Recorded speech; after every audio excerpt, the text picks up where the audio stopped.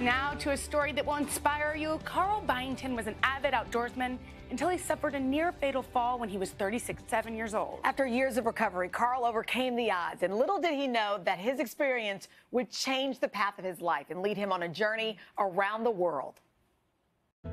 Carl Byington has always loved adventure, but one mountain climbing trip in September of 2003 changed everything. We were about 300 feet up on the side of the rock. The protection popped out of me. Carl fell 70 feet down the mountain. At this point, I'm doing about 40 miles an hour, and at the last split second, the rope jerked me like this, upright, and I hit both my legs on the side of the rock. Strangely enough, the next thought that went through my mind was, wow, that looks pretty bad. I don't know if I'm going to be able to run the Chicago Marathon next month. And little did I know that I'd almost lose my foot. Then it was an arduous 3-hour trek down the mountain to the nearest hospital. I can't put any weight on my right leg. My left leg is hurt as well. It's still 230 feet up on the rock. All in all, it took us about an hour and a half to get down from the vertical part, because it was not only like checking and communicating, but double checking, triple checking. Again, you're hurt, but you're not dead unless you make another mistake. We were fortunate that by the time we got down to the base of the rock, Mountain Rescue was there.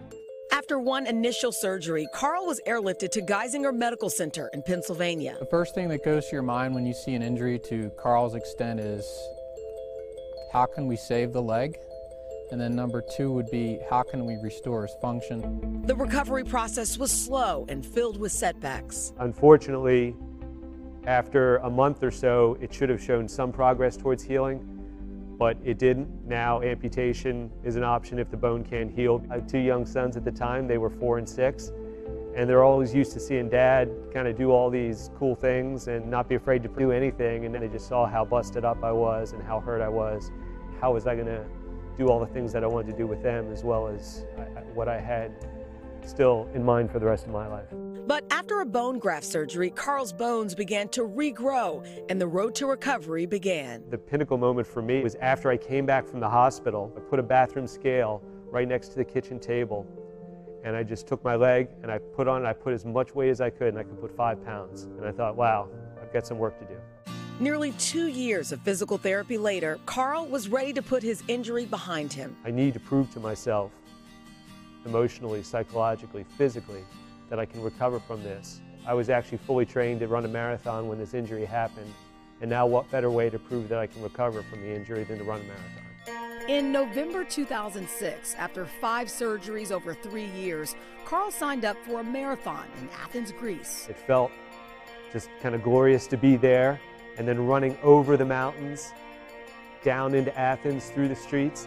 I was doing it when I thought there was a chance I would never walk again with my own legs. I had somehow managed to finish the 26.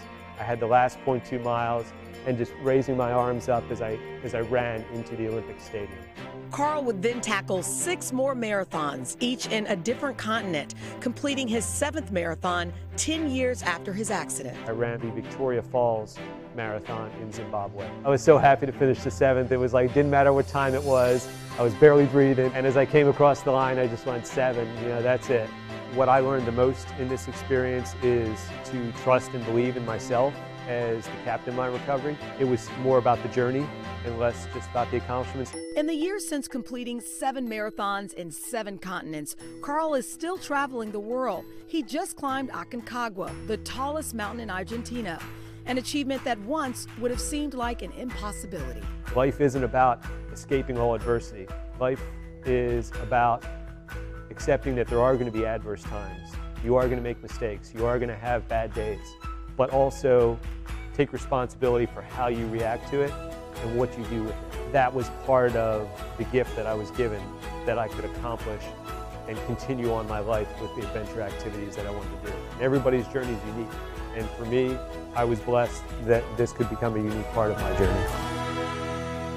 Beautiful. Good stuff. Carl is now known as What Else? Marathon Man. And all these years after his fall, 7 marathons later, he was recently reunited with Dr. Widmayer, who saved his leg. For Carl's story and more, go to KOGandHoda.com. Hello, Today fans. Thanks for checking out our YouTube channel. Subscribe by clicking that button down there and click on any of the videos over here to watch the latest interviews, show highlights, and digital exclusives.